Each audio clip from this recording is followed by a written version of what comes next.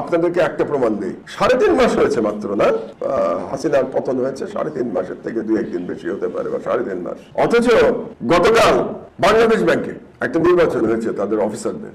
আপনারা এটাকে ইগনোর করছেন, আমি দেখতে পাচ্ছি। সরকার ইগনোর করছে, রাজনৈতিক দলগুলো ইগনোর করছে, আমি কিন্তু ইগনোর করছি না।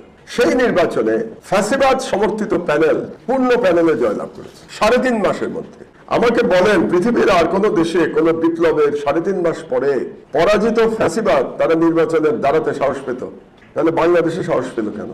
শুধু সাহসই পায় নাই, তারা পালিয়ে না গিয়ে সাহস পেয়েছে এবং তারা জয়লাভ করেছে। আমাকে যুক্তি দেওয়ার চেষ্টা করছে আজকে সরকারের 2-1 জন যে 16 বছরে তারা সবাই সব ফ্যাসিবাদের সহযোগীদের, ছাত্রলীগের পান্ডাদের বাংলাদেশ ব্যাংকে চাকরি দিয়েছে। তো বাংলাদেশ ব্যাংকে চাকরি দিয়েছে, সুতরাং ইলেকশন রেজাল্টে তারা ফ্যাসিবাদের পক্ষে রায় দিয়েছে। আমার প্রশ্ন দুটো।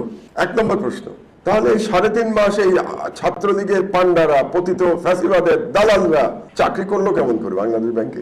3.5 মাসের মধ্যে আপনারা সেখানে কোনো শুদ্ধি অভিযান চালাতে পারলেন না। তখনকার ডেপুটি গভর্নর এখনো বসে আছে সেখানে।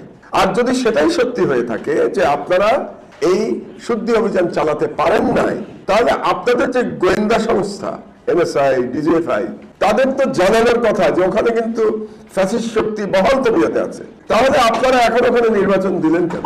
কেন নির্বাচন দিলেন? নির্বাচনে কি তারা ছিল আপনাদের যে শুদ্ধি অভিযান না চালিয়ে, আপনারা আগাছা পরিষ্কার না করে সেখানে নির্বাচন দিলেন? কি মনে করে নির্বাচন দিলেন? বাংলাদেশ ব্যাংক কতটা গুরুত্বপূর্ণ এটা আপনারা বুঝতে পারলেন না? এই যে একটু আগে আমাদের ফুয়াদ ব্যাংক লুটের কথা বলে গেল, এস আলমের লুটের কথা বলে গেল। এই 16 বছর ধরে লুটপাট কি বাংলাদেশ ব্যাংকের সহযোগিতা ছাড়া হয়েছে নাকি? বাংলাদেশ ব্যাংকের কর্মকর্তারা যদি সহযোগিতা না করে থাকে, তাহলে কি এস আলমের পক্ষে, বেক্সিমকোর সালমান রহমানের পক্ষে, মহিউদ্দিন খান আলমগীরের পক্ষে, এদের পক্ষে, তারপরে নাসার নজরুলের পক্ষে ব্যাংক লুট করা সম্ভব হয়েছে বাংলাদেশ ব্যাংকের অডিটের সহযোগিতা ছাড়া? এই বাংলাদেশ ব্যাংক থেকে কি রিজার্ভ চুরি হয়ে যায় নাই? বাংলাদেশের সেই রিজার্ভের চুরি কি আজ পর্যন্ত ফেরত এসছে? আসে নাই।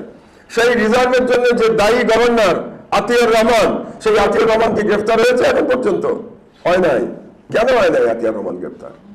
এবং তখন যারা সহযোগিতা করেছে আতিয়ার রহমানকে এই বাংলাদেশ ব্যাংকের টাকা লুটপাট করতে, সেই সমস্ত অফিসাররা তো এখনো বহাল তবিয়তে বাংলাদেশ ব্যাংকে চাকরি করছে। তো তাদের বিরুদ্ধে কোনো অ্যাকশন হয় নাই কেন? আপনারা বিভিন্ন লোককে গ্রেফতার করছেন এবং অনেক মামলা হচ্ছে, বাংলাদেশ ব্যাংকের অফিসারদের বিরুদ্ধে মামলা হয়নি কেন?